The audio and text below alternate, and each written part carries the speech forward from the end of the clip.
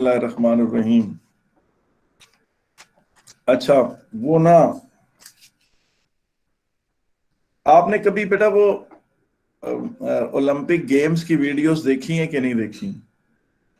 हाँ, उनमें आपने एक लफ्ज सुना होगा, मैराथन। मैराथन रेस कौन सी होती है बेटा? मैराथन रेस कौन सी होती है, बता सकते हैं सर मुझे उसमें कि मैं? 26.2 माइल्स भागते हैं। हाँ बेटा, मैराथन रेस में कुल 26 पॉइंट कितने जी? हाँ, तकरीबन 26 26 माइल्स भागना ट्वेंटी होता सिक्स पॉइंट टू सर 26.2। है। हाँ, रफली 26 माइल्स भागना होता है।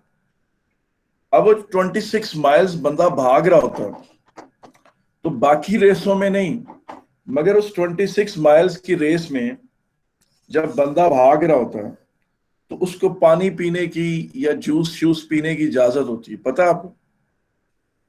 बेटा वो जो 26 माइल्स भागना होता है, उसमें भागते वक्त उस बंदे को जूस पीने की या पानी पीने की इजाजत होती है, पता है आपको इस बात?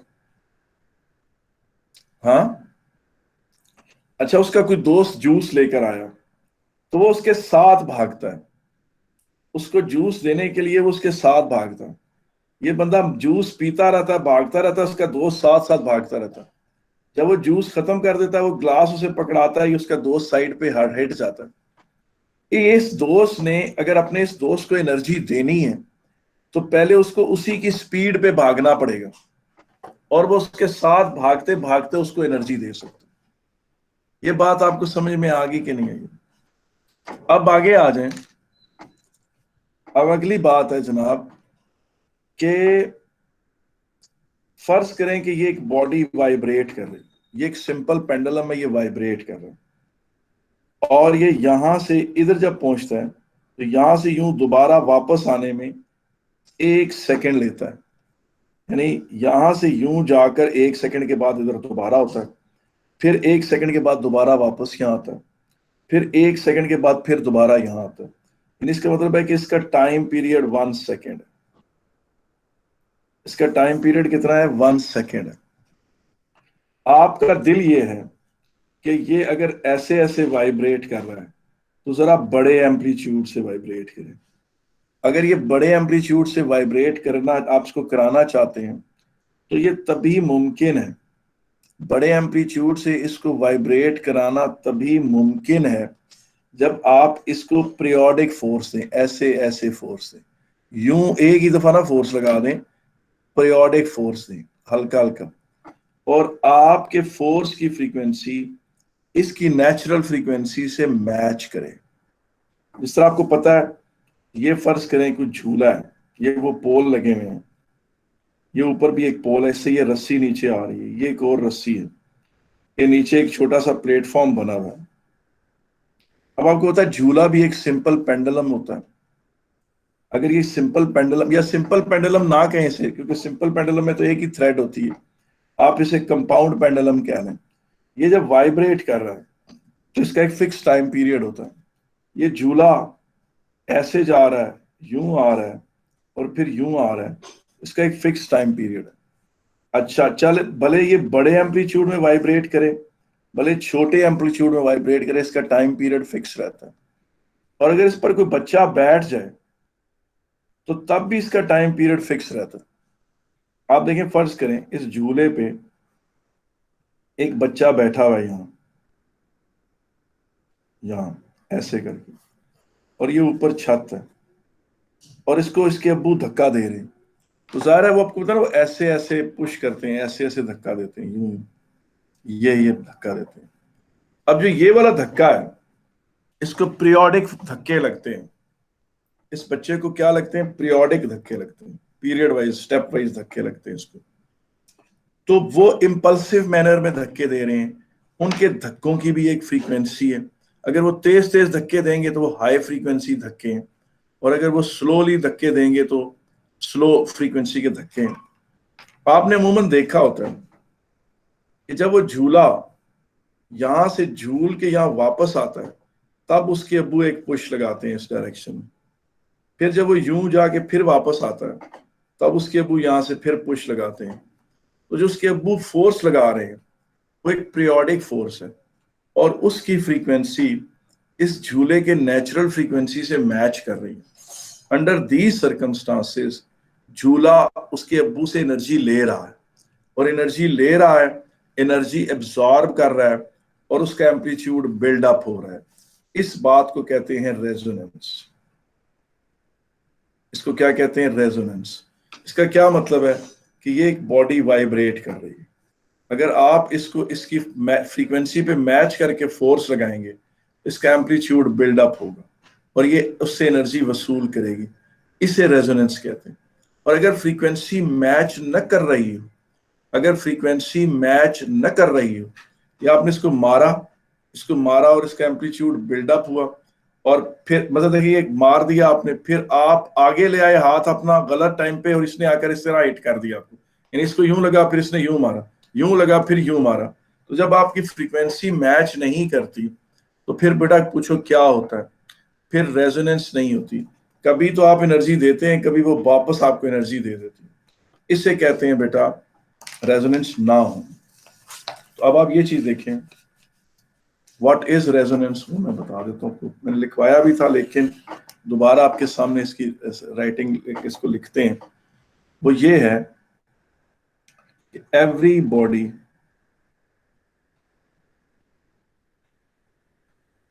When vibrates,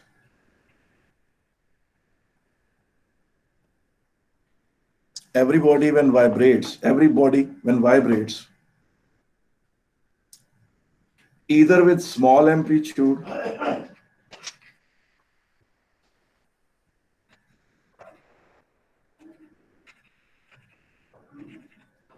or even with large amplitude,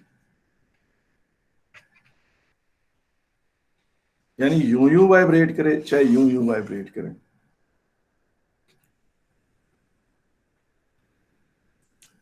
it does so with a certain particular time period.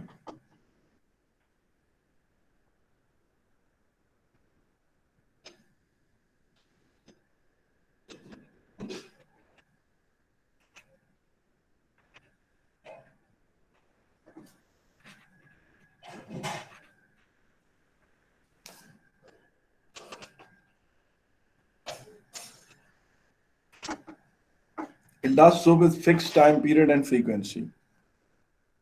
This frequency is called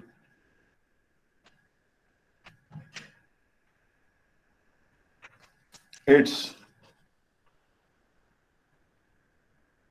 natural frequency. This frequency is called its natural frequency. This frequency is called its natural frequency. If a periodic force, और जो चीज periodic force लगा रही है उसको driver कहते हैं, जो फोर्स ये प्रोवाइड कर रही है। If a periodic force having frequency matching with the natural frequency of body, vibrating body,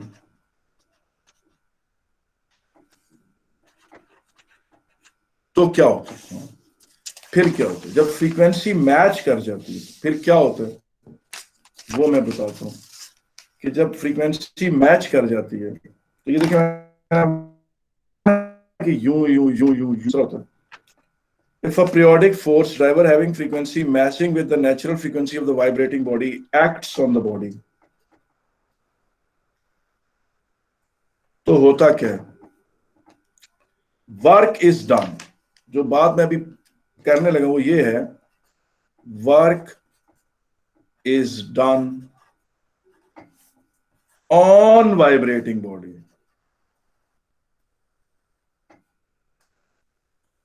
in each cycle.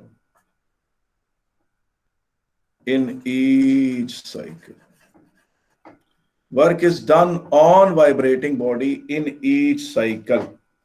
Work is done on vibrating body in each cycle.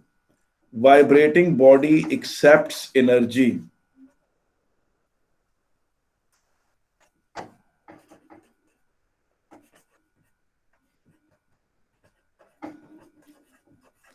Vibrating body accepts energy from energy provider या from driver in each cycle. As a result,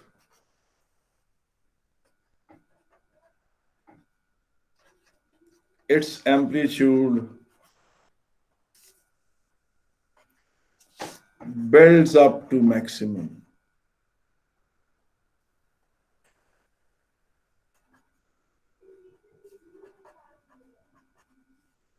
This is called resonance.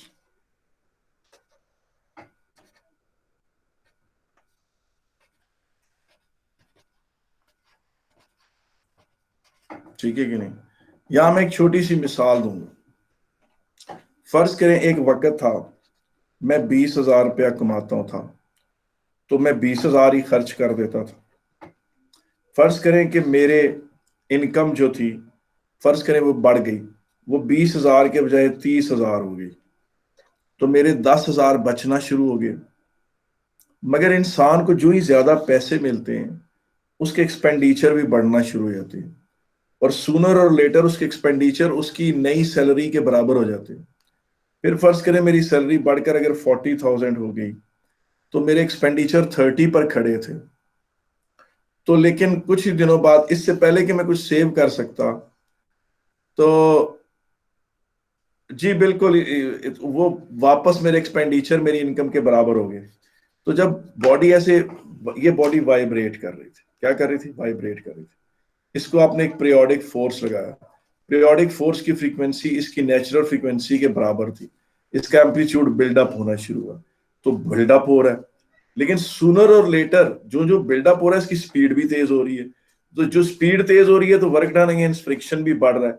Sooner और letter ये इसके work done against friction इतने बढ़ जाएंगे कि periodic force से जितनी एनर्जी दे रहा होगा, ये उतनी एनर्जी फिर खर्च कर रहा होगा, फिर इसका एम्पलीट्यूड मजीद बिल्डअप नहीं होगा। ये इसका मतलब ये है कि how much amplitude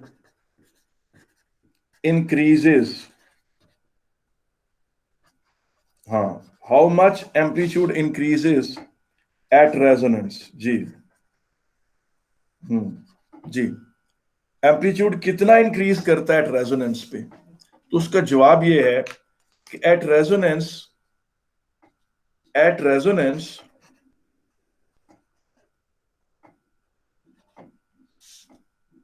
amplitude builds up, बड़ा हो जाता है।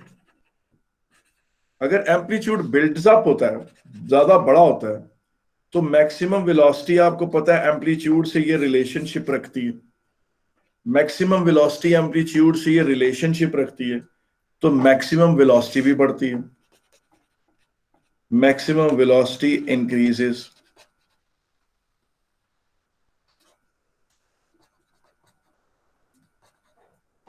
Maximum velocity increases, work done against friction, air resistance increases, या energy wasted against, या energy wasted against air resistance increases.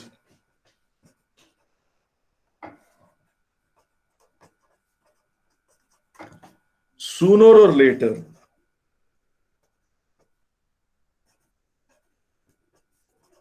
a situation is reached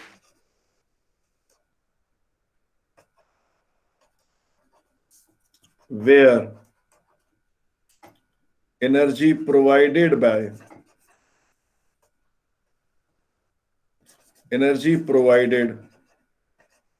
is equal to energy wasted, and then amplitude doesn't build up further, building up of amplitude stops.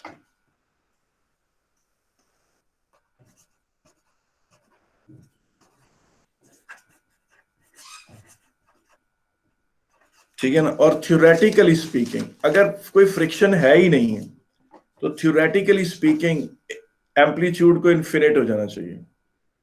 अगर कोई वो है ही नहीं है, क्या उसे कहते हैं, अगर है ही नहीं कोई ऐसी चीज के फ्रिक्शन नहीं है, if there is no friction,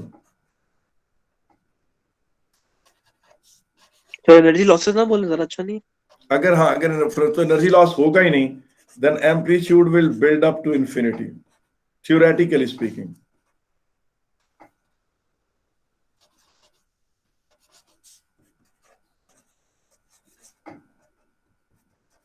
ठीक है, amplitude will build up to infinity. अच्छा, ये सारी बातें थी रेजोनेंस की। फर्ज करें कि रेजोनेंस हुई ही नहीं है, कैसे नहीं हुई वो भी देख लेते हैं। फर्ज करें अ ड्राइवर यानी एनर्जी प्रोवाइडर या एक कोई ऑसिलेटर या कोई इंपल्सर यानी इंपल्सिव मैनर में एनर्जी देने वाला, if frequency of driver does not matches with the natural frequency of driven। अब मैंने नेचुरल नहीं लिखा लेकिन अंडरस्टूड है कि natural, natural frequency of driven. तो फिर पूछें क्या होगा। if frequency of driver does not matches with the frequency of driven, so what will happen? If the frequency of driver does not matches with the frequency of driven, work is done by driver on driven in few cycles, and it is returned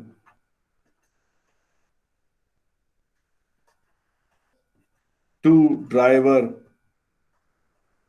by driven in few other cycles। इसका क्या मतलब, क्या मतलब है इसका? Sir जब उसकी speed तेज होगी तो उसकी फ्रीक्वेंसी चेंज हो जाएगी और फिर वो मैच नहीं करेगी, वो पीछे आ रहा होगा, वो जो फोर्स उसको उल्टा मतलब अच्छा, फ्रीक्वेंसी एक बात याद रखें कि फ्रीक्वेंसी किसी बॉडी की अपनी फ्रीक्वेंसी नहीं बदलती अनलेस एंड अनटिल कोई बड़ी स्पेशल चीज हो। ये चीज वाइब्रेट कर रही थी, इस पे जो फोर्स लग रहा था वो उसकी फ्रीक्वेंसी से मैच नहीं कर रही थी, इसने उसे मारा, ये बॉडी यूं जाकर यूं वापस आ रही थी तो उसकी उंगलियां ऐसे पूरी खुली इसको लगी, इसने उसको ऐसे पुश कर दी। पहले इसने उसको एनर्जी दी वापसी पर, चूंकि मिसमैच था ये इसका, ये ऐसे पहले आगे हो गया फिर यूं वापस मुड़ा तो उसने इसको मार दिया। तो ड्राइवर ने ड्रिवन को एनर्जी दी कुछ साइकिल्स में और कुछ साइकिल्स में ड्राइवर ने वापस कर दी, क्योंकि वो टकराज हो रहे हैं ना ऐसे ऐसे, फ्रीक्वेंसी मैच ही नहीं कर रही, यूं यूं हो रहा है। तो इसका मतलब है if the frequency of driver doesn't matches with the frequency of driven, work is done by driver on driven in few cycles and it is returned to the driver by driven in few other cycles. As a result, there occurs no net transfer of energy. As a result, there occurs no net transfer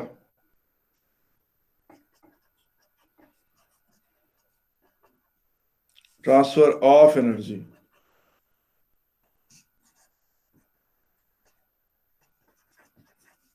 and amplitude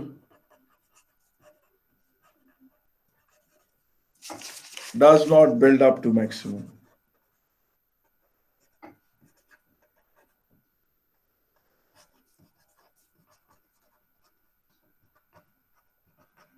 ji, as a result there occurs no net transfer of energy and amplitude doesn't build up to maximum। ये बात समझ में आ गई आपको कि नहीं? जी ऊपर करें, ऊपर जी फिर ऊपर करें।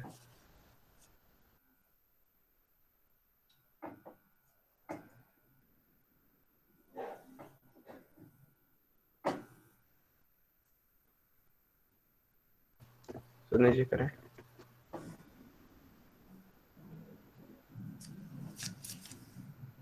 सही बात दोबारा बता दो, जी। सही बात दोबारा बता दो।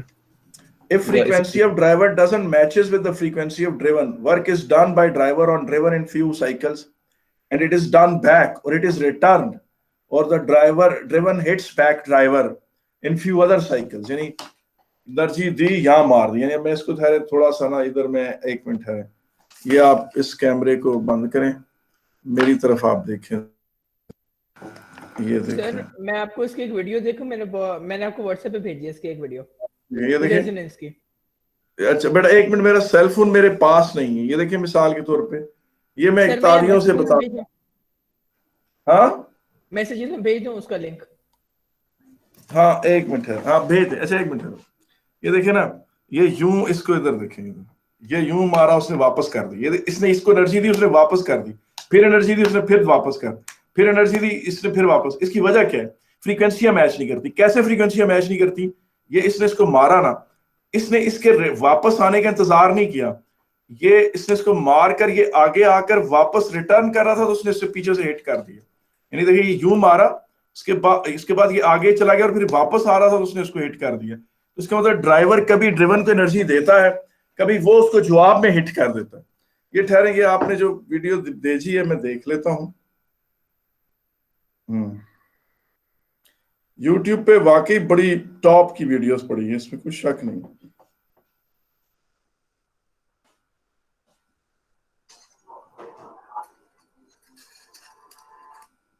Why do horns and musical instruments Sir, have 7 this minutes, flared 35 shape? seconds. To answer this question, about a year ago, I decided I would take this and scale it up to this.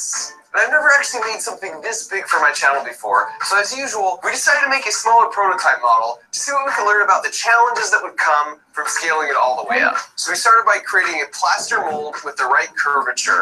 Then you cover that with a gel coat, and then we put 3 layers of fiberglass and polyester resin. And then when you 7 pop minutes the mold, 35 seconds you're पर left आता है with resonance का this. Part.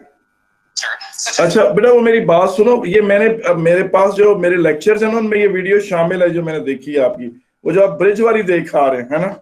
नहीं sir, ये दूसरी, वो पहले वो ब्रेकिंग ग्लास की बात करता है और फिर वो रेजोनेंस फ्रीक्वेंसी एक्सप्लेन करता है। ये वही जो वो ड्राइवर और ड्रिवन वाली बात करते हैं ना, वो वही झूले से एक्सप्लेन करता है। वो 735 है। वो मैं अभी उस पर आता हूँ बेटा, मैं दिखाता हूँ, पर मैं ये लिखने के बाद मैं आता हूँ उस पर, ठीक है? ठीक है सर। अच्छा जी एक मिनट है, किधर गया जनाब ये ओरिजिनल?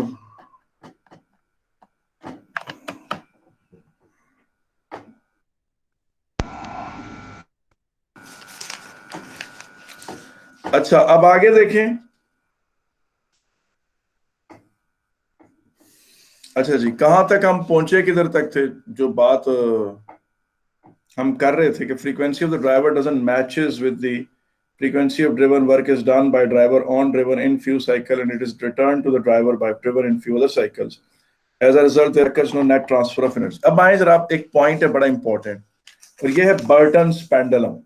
मैं इसके बारे में बात करना चाहता हूँ। बर्टन्स पेंडुलम मेरे सारे लेक्चर को समराइज कर देंगे आज। अब मुझे बर्टन, आजकल मुझे ना स्पेलिंग्स बड़े भूलना शुरू हो गए। मेरे स्पेलिंग्स कभी भी अच्छे नहीं थे, लेकिन अब तो साथ साथ वैम हो गया। जरा देखें यार, कोई बंदा चेक करे बर्टन की स्पेलिंग यही है या BUR तो नहीं है? हाँ बर्टन्स पेंडुलम। अच्छा जी चलें ये देखें, ये बेटा ये देखें, ये एक वो है कोई एक ऑब्जेक्ट, कोई उस तरह से क्लैंपिंग पॉइंट है, ये भी क्लैंपिंग पॉइंट है।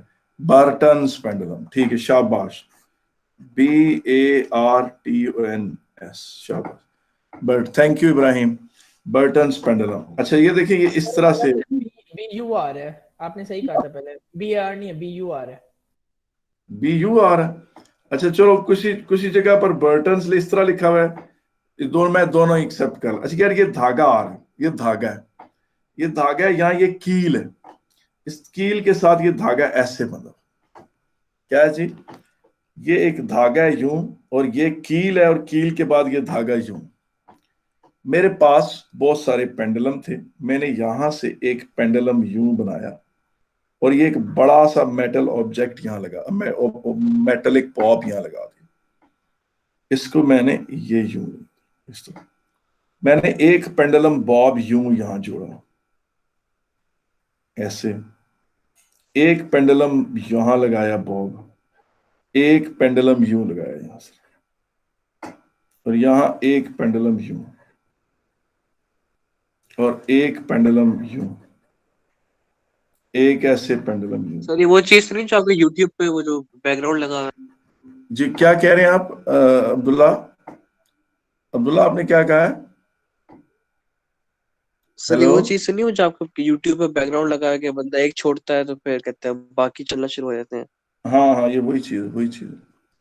ये अगर अभी अभी फौरन ना देखें मेरी, इसके बाद आप देखिएगा जब मैं ये पढ़ा लूं। अच्छा जी, देखें, फर्ज करें, मैं मिसाल देता हूं, आपने पढ़ा हुआ ना कि सिंपल पेंडुलम का टाइम पीरियड किसके बराबर है? 2πL/g के बराबर। Time period of a simple pendulum जो है वो 2π√L/g के बराबर है। फ्रीक्वेंसी 1/t के बराबर है। फ्रीक्वेंसी g/L के बराबर। फ्रीक्वेंसी बराबर है 1/2π√g/L के बराबर। ठीक है कि नहीं? इसका मतलब है जिसकी लेंथ ज्यादा है उसकी फ्रीक्वेंसी कम है। तो इसकी फ्रीक्वेंसी कम है, इसकी फ्रीक्वेंसी ज्यादा है।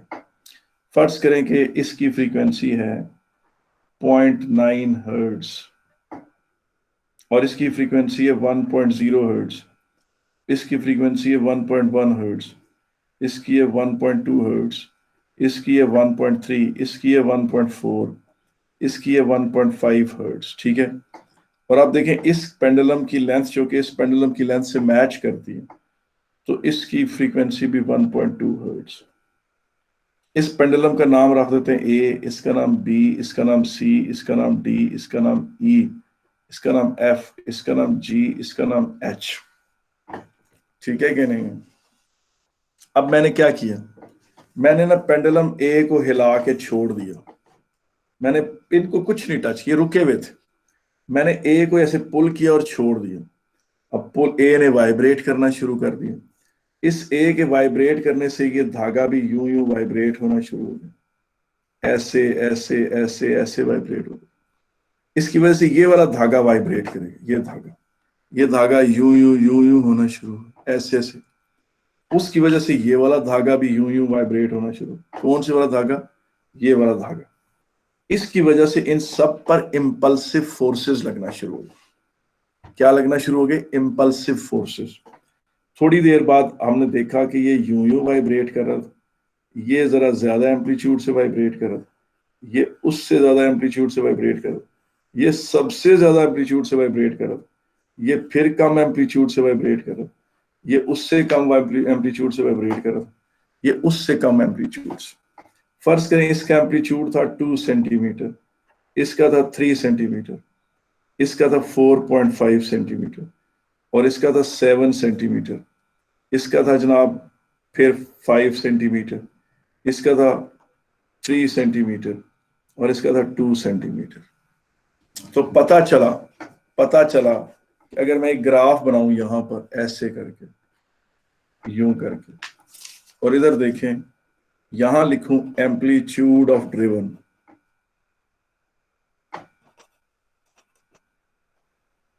तो यहां फ्रीक्वेंसी 1.2, 1.3, 1.4, 1.5, यहां है फ्रीक्वेंसी, यहां 1.1, यहां 1.2, सॉरी 1.0, 0.9। तो जब ये 0.9 हर्ट्ज, ये 0.9 हर्ट्ज, इसका एम्पलीट्यूड आ गया 2 सेंटीमीटर, और फिर ये 1.0 हर्ट्ज है, इसका एम्पलीट्यूड आ गया 3 कह लेते हैं, यहां प्लॉट कर लिया ये। फिर इसका जहां 1.1 है, इसका एम्पलीट्यूड 4.5 है, वो मैं यहां प्लॉट कर लिया। और ये 1.2 वाले का 7 सेंटीमीटर एम्पलीट्यूड था, वो ऊपर चला गया। फिर दोबारा एम्पलीट्यूड कम हो गया, 5 पर आ गया, फिर जनाब फिर 3 पर आ गया, और फिर 2 पर आ गया। और इस ग्राफ को जब हमने प्लॉट किया तो ये ग्राफ ऐसे बना।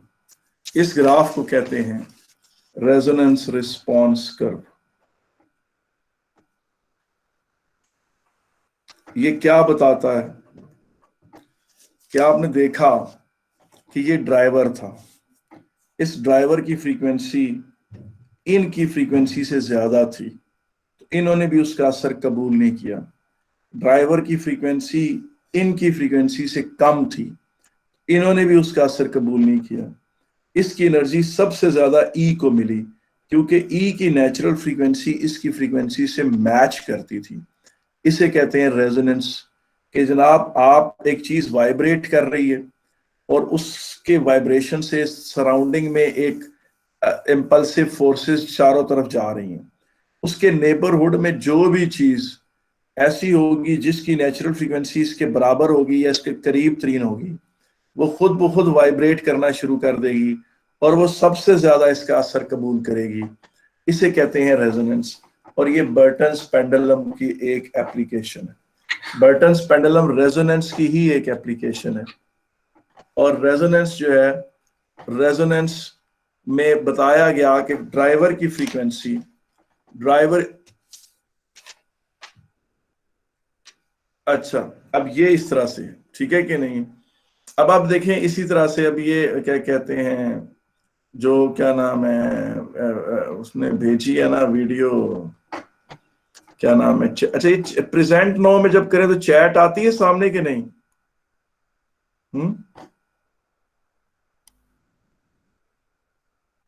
सर किसमें चैट आती है? अभी बस अभी मैं इसको चला लेता हूँ, ये देखो।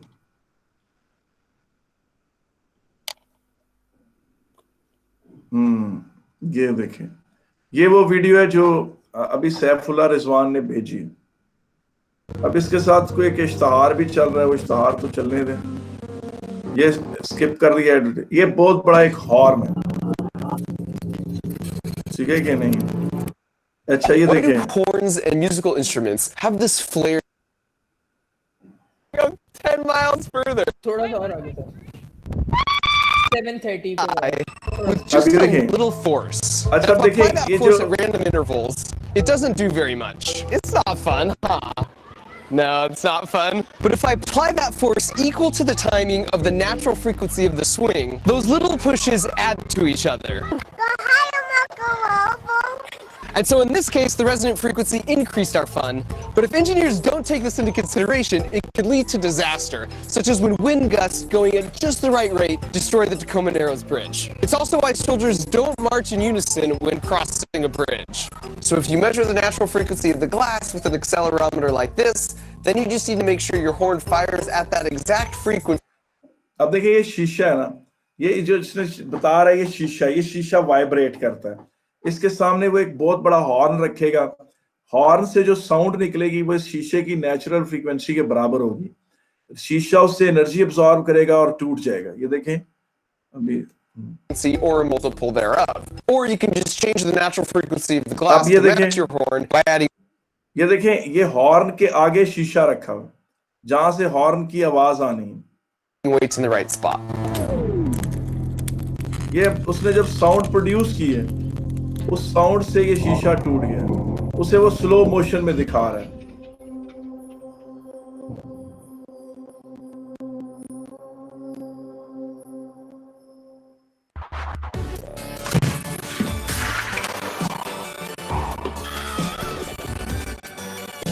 Doesn't do very much. It's not fun, huh? Before we went home, we wanted to try and break some ये वो glass. दिखा And रहे if you हैं want to horn की break glass with manufacturing। what is essentially little puffs of ये काफी अच्छी video है एंड अच्छा सैफुल्लाह ने अच्छी चुन के वीडियो भेजी है, दैट्स वेरी गुड।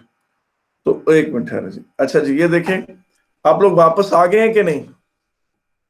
हेलो बेटा, आपको ये कैमरा नजर आ रहा है कि नहीं? जी सर आ रहा है। जी सर आ रहा है नजर। अच्छा एक बात बेटा, अनब्रेकेबल ग्लास इस तरह नहीं टूट सकता, उसके लिए फिर काफी मेहनत चाहिए बेटा। जाहिर है एनर्जी भी तो चाहिए ना, अगर एनर्जी ही नहीं है उसके अंदर तो फिर ऐसा नहीं होगा। अच्छा बेटा, अब ये चीज देखें कि ये है जनाब रेजोनेंस रिस्पॉन्स कर्व, और जितनी ज्यादा फ्रिक्शन होती है, फ्रिक्शन जो होती है, जिस तरह फर्ज करें एक बंदा बड़ा गरीब हो, बहुत गरीब हो, तो उसमें आपने देखा होगा एटिकेट्स नहीं होते उसमें, इसलिए नहीं होते कि बेचारे को भूख उसके अंदर के सारे जो एटिकेट्स है बेचारी मार देती है, सारे उसके जो टेंडर जज्बे हैं ना, टेंडर जज्बे वो सारे खत्म हो चुके होते हैं। इसी तरीके से बहुत ज्यादा फ्रिक्शन बढ़ जाए तो चीजें अपनी नेचुरल फ्रीक्वेंसी के अलावा नेबरिंग फ्रीक्वेंसी पर भी एक जैसा असर कबूल करती है, फिर रेजोनेंस इतनी शार्प नहीं रहती, ये इस तरह हो जाती। इसका मतलब ये है कि बॉडी अपनी नेचुरल फ्रीक्वेंसी पे भी रिस्पॉन्ड कर रही है, नेबरिंग फ्रीक्वेंसी पे भी कर रही है, और तकरीबन एक जैसा कर रही है, कोई बहुत फर्क नहीं है उसको अपनी नेचुरल फ्रीक्वेंसी और नेबरिंग फ्रीक्वेंसी का, और कोई बहुत ज्यादा अच्छा रिस्पॉन्स भी नहीं कर रही। ये होता है जनाब in due to increased frictional forces. ये मैंने असल में जल्दी में आपको बस इसको सम अप किया है इस तरह से, due to increased frictional forces ऐसा होता है बेटा। दिस ब्रिंग्स दी क्या कहते हैं the topic of resonance to an end. बेटा पेपर में ये क्वेश्चन बहुत दफा आया हुआ है कि आप वो बताएं कि कहां कहां रेजोनेंस यूजफुल है, ये पेपर में बहुत क्वेश्चन आया। तो सबसे पहली बात ये है कि आपका जो ये सेल फोन है इसके अंदर एक एंटेना लगा हुआ है, उस एंटेने के अंदर फ्री इलेक्ट्रॉन्स है, इस एंटेने का नीचे एक सर्किट है, उसके अंदर एक खास इलेक्ट्रॉनिक ऑसिलेटर लगा हुआ होता है, उस इलेक्ट्रॉनिक ऑसिलेटर की एक नेचुरल फ्रीक्वेंसी होती है। आपके सेल फोन के, आप ये खड़े हैं आपके सेल फोन के एंटेने पर इस वक्त भी, जब आप बात नहीं भी कर रहे उसके एंटेने पर बहुत सारे रेडियो सिग्नल्स गिर रहे हैं। इवन अगर आपके पड़ोसी के सेल फोन पे कोई कॉल आ रही है तो रेडियो वेव्स को एग्जैक्टली तो नहीं ना पता था प्रिसाइजली कि हमने इस घर में गिरना है, वो तो पूरी गली के सारे सेल फोन के एंटेना के फ्री इलेक्ट्रॉनों को हिलाती है। मगर जिस सेल फोन के साथ उसकी फ्रीक्वेंसी मैच कर रही होती है उसी सेल फोन के एंटेना के free electron largest possible amplitude से वाइब्रेट करते हैं और उसका सिग्नल पिक कर लेते हैं। इस बात से ये बात पता चली कि रेजोनेंस जो है वो ये है कि जितनी भी वायरलेस कम्युनिकेशन हो रही है, आपके सेल फोन पे जो कॉलें पिक हो रही हैं, आपका जो टीवी किसी का सिग्नल पिक कर लेता है एंटेना से, या जो आप रेडियो ऑन करते हैं तो उसमें जो आपको आवाज आती है, या जो एक पुलिस ऑफिसर दूसरे पुलिस ऑफिसर को जो वायरलेस से बात करता है, सारी वायरलेस कम्युनिकेशन रेजोनेंस बेस्ड है। इस रेजोनेंस की सबसे बड़ी यूजफुलनेस ये है कि all the radio communication makes use of the resonance, ठीक है ना। Any antenna picks only that frequency of radio waves on which it is tuned, on which it resonates, वरना नहीं होता। तो दुनिया में सारी वायरलेस कम्युनिकेशन रेजोनेंस बेस्ड है, तो ये एक यूज ही रेजोनेंस का बहुत बड़ा है। दूसरा ये है कि आप जो खाना माइक्रोवेव में गर्म करते हैं उसमें क्या होता है, उसमें खाने के अंदर वाटर मॉलिक्यूल होते हैं। वाटर मॉलिक्यूल आपको पता है इस तरह का होता है, उसमें हाइड्रोजन यूं वाइब्रेट कर रही होती है, ऐसे वाइब्रेट कर रही होती है ऑक्सीजन के आगे पीछे, और उसकी एक पर्टिकुलर फ्रीक्वेंसी होती है।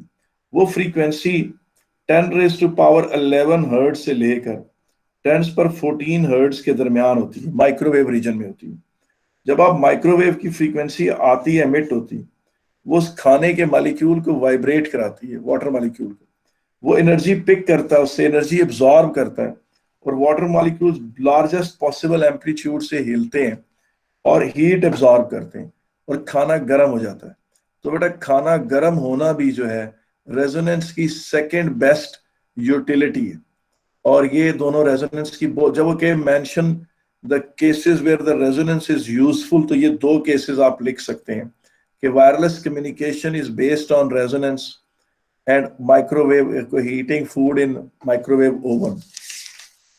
उसके बाद सर कहते हैं सैटेलाइट से जो डाटा होता है वो भी कहते हैं इसी पे बेस्ड होता होगा, वो भी सारा फिर रेजोनेंस बेस ही होता है ना, वो भी वायरलेस कम्युनिकेशन के अंदर आया था।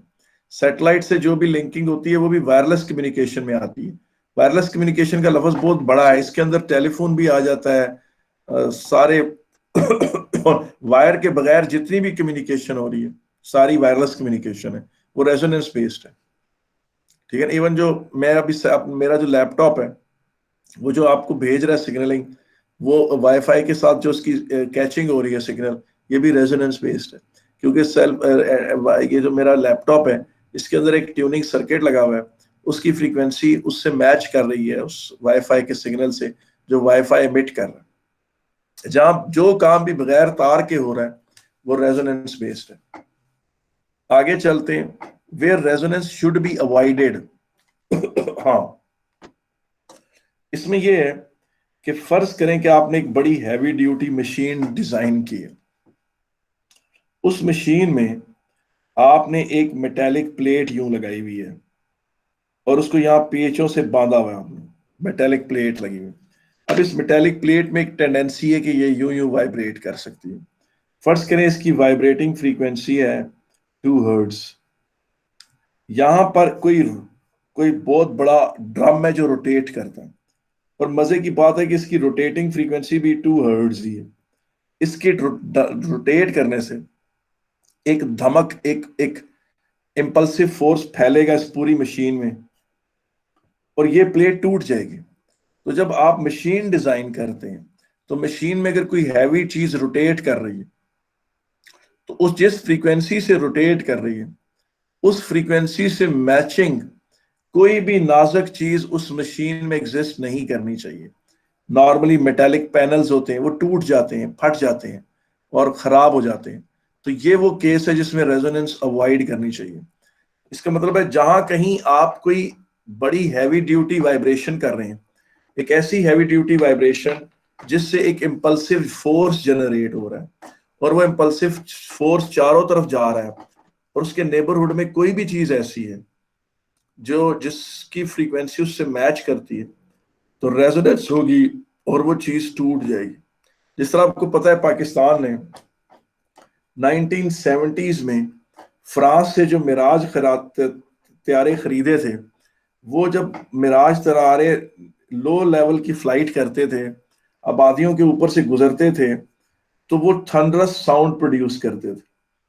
वो थंडरस साउंड जो है गलियों, घरों के शीशे, खिड़कियों के शीशे तोड़ देते थे, क्योंकि उस साउंड की फ्रीक्वेंसी उन शीशों की फ्रीक्वेंसी से मैच करती थी और रेजोनेंस होती थी और वो शीशे अक्सर टूट जाते थे। तो वो मिराज जब भी किसी आबादी के ऊपर से गुजरते थे तो बेटा उसको तोड़ ताड़ के उसकी शीशे तोड़ ताड़ के चले जाते थे। बेटा, this brings our today's discussion to an end and this also brings simple harmonic motion to an end. मेरा दिल है कि आप सिंपल हार्मोनिक मोशन के पास पेपर्स दबा के करें और खूब करके फिर मुझे बताएं कि आपको कितनी समझ आई है। ठीक है कि नहीं बेटा? इजाजत है मुझे? अल्लाह हाफिज सर। अल्लाह